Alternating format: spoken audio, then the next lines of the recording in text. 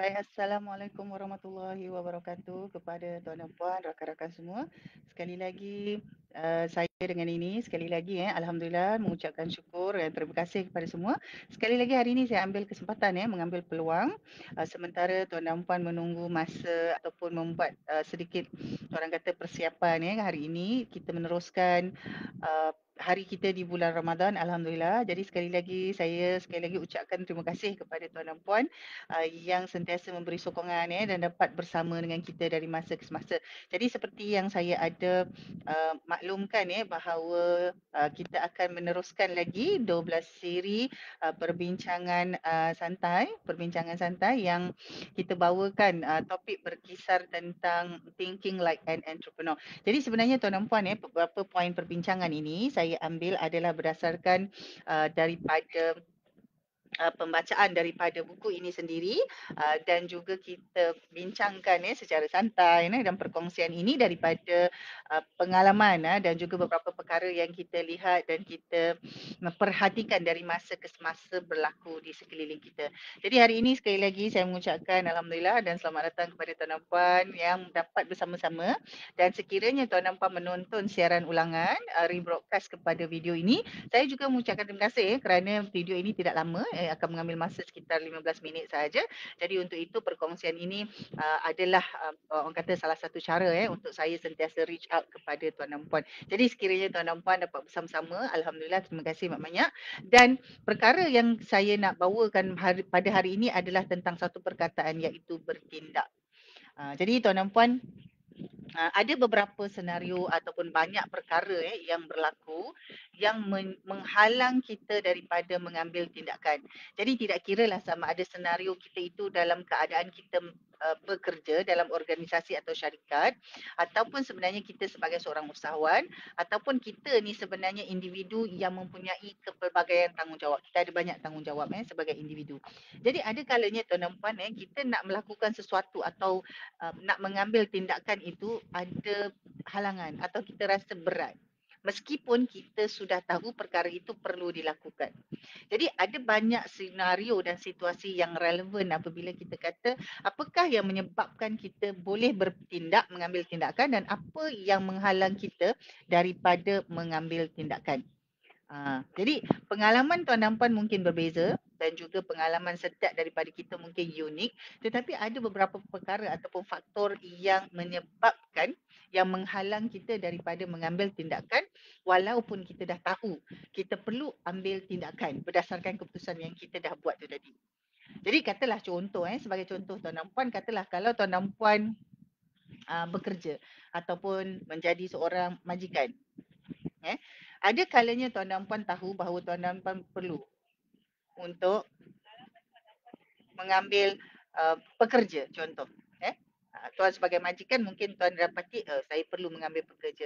Tetapi tuan tidak mengambil tindakan itu. Maksudnya tuan tak mengambil pekerja. Ataupun dalam keadaan tertentu tuan dapati bahawa tuan tahu bahawa tuan perlu memberhentikan pekerja. Tapi tuan tak ambil tindakan itu. Ataupun tuan dan puan tahu bahawa tuan dan puan perlu berhenti melakukan apa yang tuan dan puan dah lakukan sekarang, tetapi tuan dan puan tidak ambil tindakan untuk berhenti. Jadi ini adalah beberapa senario yang biasa berlaku dalam kehidupan kita dan juga dalam keadaan seharian yang kita lalui. Jadi apabila kita melihat semula apakah sebenarnya yang menghalang kita sebelum kita nak bercakap tentang apa yang membolehkan kita ambil tindakan, kita lihat apakah perkara-perkara yang menyebabkan kita tidak mengambil tindakan. Jadi ada banyak senarainya tapi ada beberapa perkara yang nampak serupa ataupun sama di kalangan kita semua. Jadi antaranya tuan dan puan kalau saya boleh kongsikan di sini antaranya adalah yang pertama sekali apabila kita tidak mempunyai maklumat yang cukup. Katalah kita dah tahu dah kita perlu buat A, B, C tetapi kita tidak mempunyai maklumat yang cukup jadi kita teragak-agak untuk mengambil tindakan sama ada A, B, C itu tadi. Jadi tidak cukup maklumat ini kadang-kadang bermakna kita tidak mengambil serius untuk mendapatkan maklumat yang betul. Jadi contohnya kita berjumpa dengan orang-orang tertentu untuk memastikan apa yang kita faham ataupun apa keadaan kita itu kita jelas supaya kita dapat buat keputusan tu tadi. Jadi kita tak cukup maklumat. Jadi bila kita tak cukup maklumat, kita nak bertindak tu jadi teragak-agak. Jadi kadang-kadang bila lambat sangat, sehingga kan sampai satu masa sebenarnya kita tidak mengambil tindakan sebab dah terlambat. Katakanlah itu satu senario. Jadi satu lagi kalau kita sebut tuan dan puan, apakah orang kata, kita kata kita tak cukup maklumat, jadi menyebabkan kita kata kita tak bertindak. Itu satu senario. Tapi ada keadaan lain di mana kita kata bahawa kita dah ada maklumat tapi kita masih tidak bertindak. Kita tak ambil tindakan tu. Jadi antara perkara yang saya sendiri alami tuan dan puan, mengapa kita dah tahu dan kita dah ada maklumat tetapi kita tidak ambil tindakan itu, antaranya adalah perkara yang seterusnya adalah kita tidak mempunyai satu faktor yang betul-betul memaksa. Jadi contoh kalau tuan dan puan boleh lihat di sekeliling kita, apabila kita tidak terdesak, contohlah sekiranya kita tidak ada dalam keadaan yang terdesak, kita masih lagi ada senario comfort zone, kita masih lagi selesa, contohlah, oh tak apalah, tak payahlah buat ni dulu, kita boleh buat lagi ni, ada seminggu lagi. Jadi kita tak bertindak, kita tak buat tindakan itu kerana kita ada satu keadaan yang selesa. Kita rasa selesa, oh tak perlulah kan, tak perlu. Jadi kita tak ambil tindakan tu. Walaupun kita dah ada maklumat dan kita tahu bahawa kita perlu ambil tindakan tu. Jadi kita rasa selesa. Kita rasa selesa. Bila kita rasa selesa, kita tidak bertindak.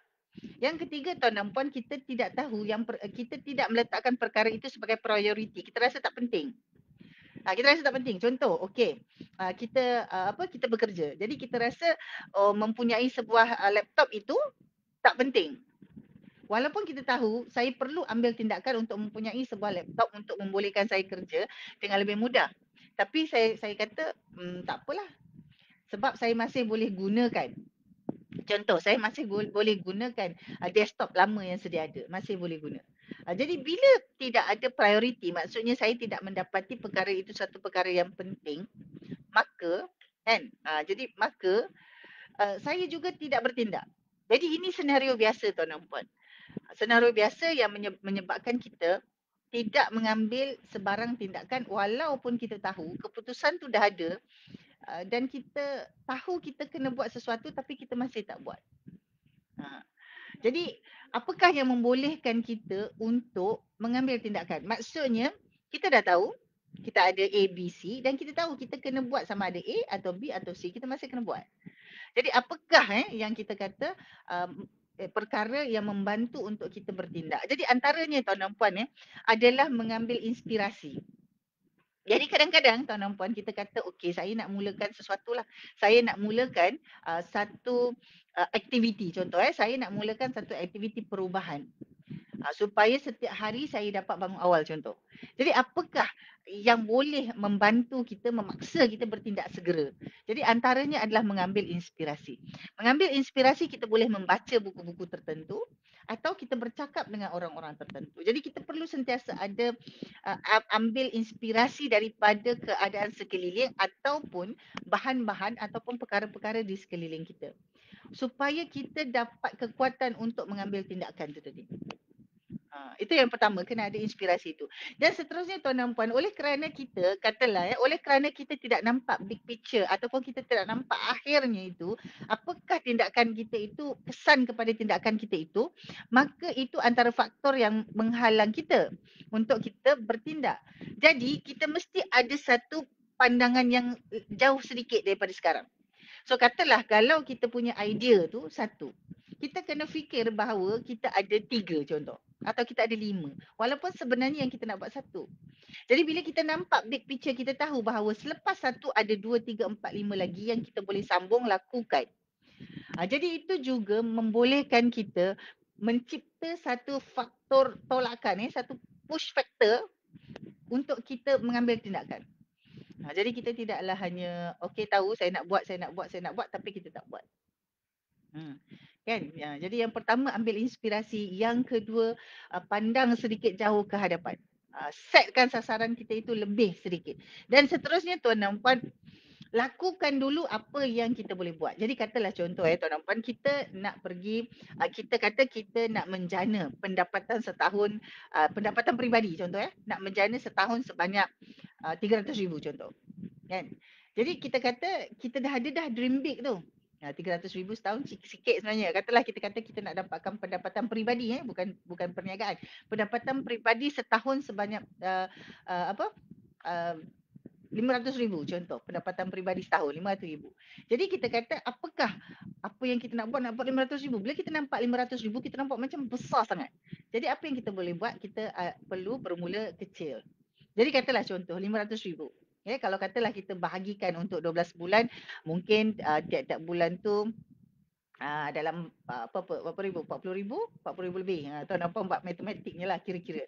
Jadi daripada situ kita kata okey, dalam sebulan ada 4 minggu. Jadi maksudnya seminggu sekitar antara 10 ke 12,000. Saya matematik tak bagus. Jadi tuan nampak boleh kira. Jadi bila kita lihat itu, maksudnya kita start small. Jadi kita rasa 500,000 besar sangat. Kita nak turunkanlah 300,000. Jadi terpulang.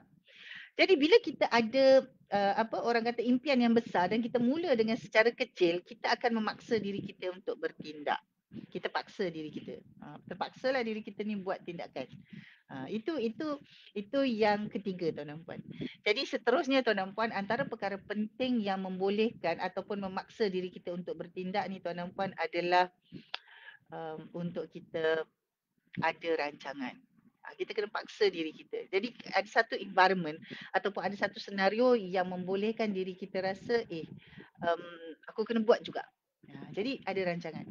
Contoh, rancangannya dalam tempoh 3 tahun, saya mesti memiliki sebuah rumah contoh. Ataupun dalam tempoh 2 tahun, pendapatan peribadi saya mesti meningkat sebanyak 10% dan saya dapat menyimpan tambahan sebanyak 5%. Simpanan tu bertambah 5% contoh. Jadi bila kita ada rancangan itu, barulah kita dapat memberi satu kekuatan kepada diri kita untuk mengambil tindakan.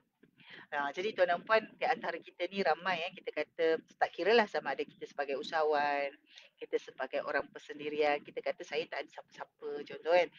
Meskipun kita ini tak ada siapa-siapa atau kita bukan sesiapa sekalipun, tetapi sebenarnya kita sentiasa perlu mengambil tindakan atas keputusan-keputusan yang sudah kita buat. Jadi pada kebiasaannya kita dah tahu, okey, keputusan saya A, B, C, saya dah tahu saya perlu buat 1, 2, 3, saya perlu buat perkara 1, perkara 2, perkara 3, tetapi ramai yang tidak mengambil tindakan.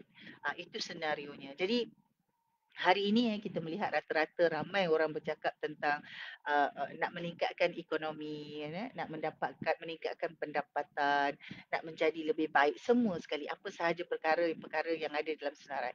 Tetapi berapa ramai daripada kita yang benar-benar melakukannya. Kerana tuan dan puan, bermimpi itu memang perlu dan bermimpi itu mudah. Tetapi apabila kita nak melaksanakan itu, bermakna kita perlu bertindak. Jadi apabila kita perlu bertindak dan kita perlu melakukan sesuatu, itulah ramai di antara kita yang tidak dapat meneruskannya. Jadi antara yang saya sudah kongsikan tadi, yang pertama sekali tuan dan puan, mesti cari inspirasi. Lihat, baca, bercakap dengan orang-orang yang dapat memberi inspirasi supaya tuan dan puan ada satu kekuatan untuk mengambil tindakan. Yang kedua, mesti ada satu pandangan yang jauh sedikit. Maksudnya kita boleh bayangkan apakah hasil yang kita akan dapat, hasil yang baik yang kita akan perolehi daripada tindakan kita itu. Dan yang ketiga, tuan dan puan, macam kita sebut tadi, bermula dulu dengan kecil. Maksudnya mula dulu dengan apa yang kita boleh buat, mula dulu dengan yang kecil. Dan akhir sekali yang keempat, sediakan rancangan. Sediakan rancangan. Jadi semua ini, tindakan ini tidak kira sama ada ia berbentuk peribadi, berbentuk organisasi, ataupun dalam konteks keuangan, dalam konteks pengurusan, dalam konteks hubungan, dalam konteks kesihatan. Jadi semua ini terpakai. Jadi tuan dan puan, ramai juga yang kita lihat ramai yang berkongsi tentang formula be do have. B times 2 equals to have. Jadi maksudnya apa yang kita nak, what we want to have, is equivalent to what we do and what kind of person that we become. And the formula is multiplication. Yeah? Have equals to B times 2. So if you do nothing, but you become something, still you won't get what you want to have. Ah, eh? So you have to double certain things or you triple certain things so that you can have more. Jadi formula itu nampak mudah. Be do have. Eh? Be times do equals to have. Ataupun kita kata have equals to be times do. Multiple times to multiple. Jadi apa yang kita mahu, kita perlu bersedia untuk buat dan kita perlu menjadi orang yang sepatutnya macam mana. Jadi itulah antara perkongsian untuk petang ini tuan dan puan. Jadi semoga tuan dan puan semua sentiasa berada dalam keadaan yang baik kerana bulan ini juga kita mendapati bahawa masih ada lagi banyak perubahan, masih lagi banyak ketidakpastian yang berlaku. Jadi semoga tuan dan puan semua sentiasa mempunyai kekuatan dan sentiasa dapat inspirasi, sentiasa dapat idea-idea baru, sentiasa dapat melihat jauh ke hadapan, sentiasa bermula dengan sesuatu dahulu dan juga sentiasa ada rancangan iaitu plan. Jadi untuk itu Tuan dan Puan saya ucapkan terima kasih. Terima kasih Puan Anja. Sebentar sahaja 15 minit. Jadi selamat berbuka puasa, selamat bersiap untuk berbuka puasa kepada Tuan dan Puan. Jadi kita kembali melihat apa yang kita mahu, kita perlu ambil tindakan. Jadi insya-Allah kita sama-sama doakan sempena Ramadan kali ini kita dapat melalui dengan baik dan disentiasa doakan semoga kita semua sentiasa diberikan kekuatan tubuh badan, kesihatan tubuh badan, ketajaman akal fikiran dan dijauhkan daripada apa-apa beban hutang. Jadi insya-Allah tuan-tuan kita jumpa lagi minggu hadapan hari Rabu. Assalamualaikum.